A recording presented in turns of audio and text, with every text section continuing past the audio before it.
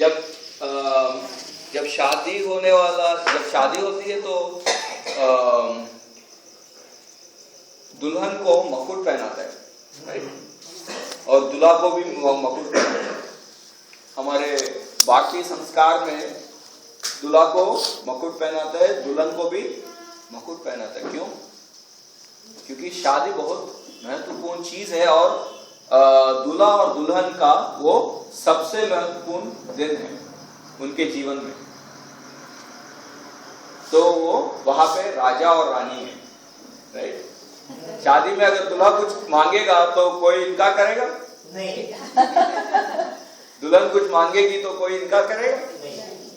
क्योंकि उनके सर के ऊपर क्या है? यीशु हमको ये वाचा दे रहा है कि अगर आप जो भी तकलीफ आपको आती है, अगर आप उस तकलीफ में यीशु के साथ लेके विश्वास में जब आप लड़ोगे तो आपको क्या मिलेगा? नीति का मुकुट मिलेगा। हालेलुया। कितने लोगों को चाहिए मुकुट? सबको चाहिए, right? Praise the Lord. Okay, हाँ,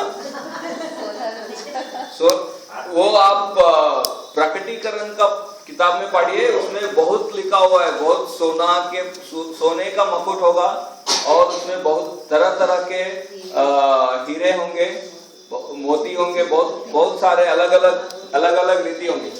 वो ऐसे तैयार होगा कि जैसे आप यहाँ पे यीशु के लिए जीवन जीते हैं, उस हिसाब से आपका मुकुट भी चेंज होगा।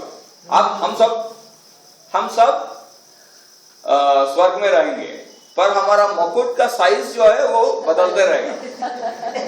क्योंकि जैसे हम प्रभु के लिए जीते वैसे हमारा मुकुट होगा। अगर हम प्रभु के लिए नहीं जीते, सिर्फ हम प्रभु को मानते हैं, चलो स्वर्ग में आ गया, हो गया बस, तो हमको शायद छोटा मुकुट होगा। अगर हम प्रभु के लिए जीते, हर एक परिस्थिति में प्रभु का साथ लेके हम परिस्थिति के what's an overcomer, it is written in Revelations chapter 1, chapter 2। प्रकटीकरण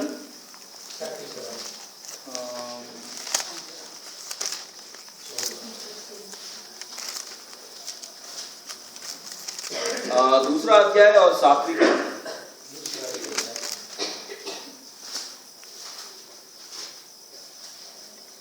दूसरा अध्याय और 7वीं कलम। 7वीं कलम पढ़िए। આત્મા મંડળીઓને જે કહે છે કે જેને કાન છે તે સાંભળે છે, જે જીતે છે તેને, हाँ, जो जीतते हैं। ओके, उस वर्ड के लिए पूछा था। ओके, जब हम हमारे परिस्थिति में जीतते हैं, कैसे जीतेंगे? जब प्रभु की आत्मा हमारे अंदर अगर प्रभु की आत्मा हमारे अंदर रहता है तो हम जीतेंगे। क्योंकि वो आत्मा कैसी है? कैसी आत्मा दिया है प्रभु ने हमको? निडर, सामर्थ के साथ और प्यार के साथ, और सामर्थ के साथ, प्यार के साथ और स्वस्थ बुद्धि का आत्मा, राइट। तो अगर प्यार के साथ आत्मा है, स्वस्थ बुद्धि का आत्मा है और डर नहीं है, ताकतवर आत्मा प्रभु ने दिया है, तो क्या हम जीत सकते हैं? जीत सकते हैं ना? yes. कोई भी जंग जीत सकते हैं, कोई भी परिस्थिति ना क्यों ना हो, हम जरूर उसको प्रभु के आत्मा के सहायता से हम जीत सकेंगे, राइट। तो यीशु ने क्या क्या मिटाने के लिए आया था? हमको क्या देने के लिए आया था? अनंतकालीन जीवन और बहुतायत का जीवन और डर, मृत्यु के डर से हमको छुटकारा देने के लिए आया था। क्या है? फिर से बताइए। अनंतकालीन जीवन, मृत्यु के बहुतायत का जीवन और मृत्यु के डर से छुटकारा देने के लिए। फिर से बताइए। प्रभु यीशु हमें अनंतकालीन जीवन, बहुतायत का जीवन और मृत्यु के डर से हमको छुटकारा देने वाला, छुटकारा देने के लिए आया था। और वो तीसरे दिन जब वो जी उठा तो वो मृत्यु को हरा दिया। जब अगर यीशु नहीं उठता तो मृत्यु जीत जाती। जब यीशु ने तीसरे दिन जी उठा तो मृत्यु का हार हो गया। तो इसलिए हमको आशा है, हम यीशु के पास आके प्रार्थना कर सकते हैं और कह सकते हैं, यीशु ये मेरा प्रॉब्लम है। यीशु समझ सकता है कि मृत्यु डराते हैं, मृत्यु से डर लगता है, राइट? यीशु भी समझ सकता है। हिब्रू चैप्टर 5 देखिए आप, जो भी मैं कहता हूं ना, वो जो भी मैं कह रहा हूं वो बाइबल में से मेरा खुद का वचन नहीं है, ठीक है? हिब्रू चैप्टर 5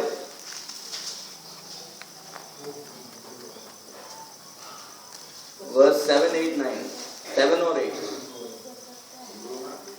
वर्स 7 पढ़े, सातवीं कलम, 5वां अध्याय और 7वीं कलम। हिब्रू 5वां अध्याय और 7वीं कलम। हाँ, यीशु क्या कर रहा था? मरण से हाँ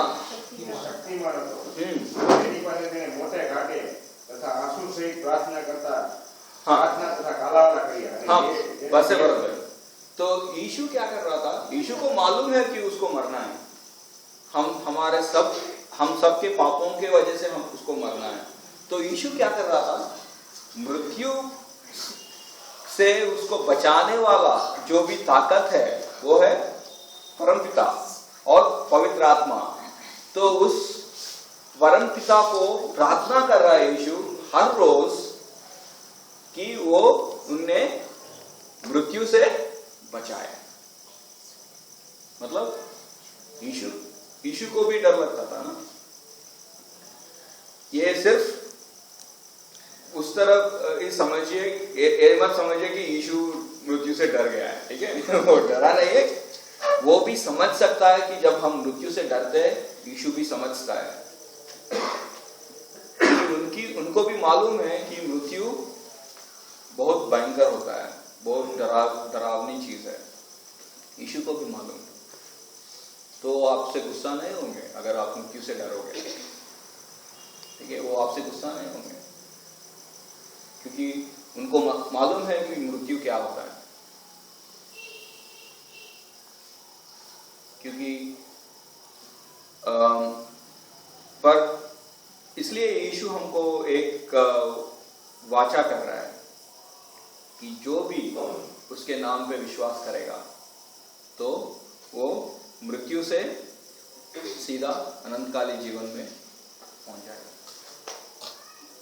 मृत्यु के बाद बाइबल में लिखा है, मृत्यु के बाद होगा न्याय। What is the judgement? न्याय। मृत्यु के बाद न्याय होगा। पर जो भी यीशु में विश्वास करते हैं वो उनको मृत्यु के बाद होगा अनंतकालीन जीवन। न्याय नहीं है, क्योंकि हमारे ऊपर जो भी, हमारे खिलाफ जो भी आरोप है, वो सारे आरोप क्या हो गया? यीशु ने उसको सूली पे ले लिया और उसको मिटा दिया। अगर आप उसका प्रूफ चाहिए, कोलोसियंस चैप्टर 2 वर्स 13 लिख लीजिए, बाद में पढ़िए। कोलोसियों के पत्र दूसरा अध्याय और 13वीं से 15वीं कलम तक लिखा हुआ है। वहां पे यीशु ने जो भी हमारे खिलाफ आरोप है, उस आरोप को लेके सूली पे उसको, ठीक है, पढ़िए कोलोसियंस चैप्टर 2 14। हम खत्म करेंगे जल्दी। चैप्टर 2 वर्स 14, 14वीं कलम, बीजू अध्याय 14वीं कलम पढ़िए। हाँ, आपके खिलाफ जो भी विधि की पत्र है।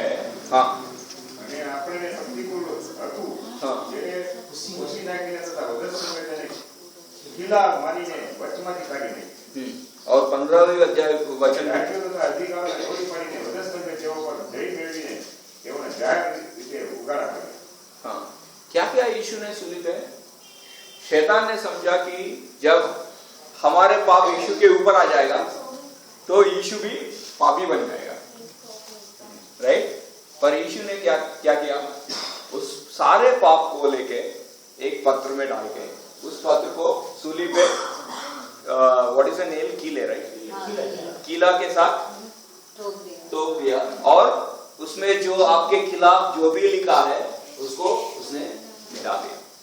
अब पत्र में कुछ भी नहीं लिखा है.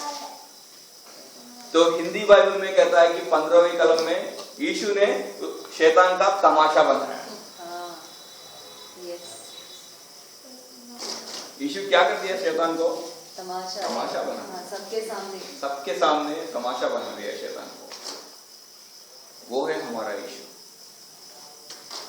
जिसने हमारे खिलाफ जो भी है वो सब मिटा दिए और हमको अनंतकालीन जीवन और बहुतायत का जीवन और हमको मृत्यु से जो डर है वो डर से छुटकारा देने के लिए यीशु हमारे लिए आया था और उसने हमारे पाप को सूली में लेके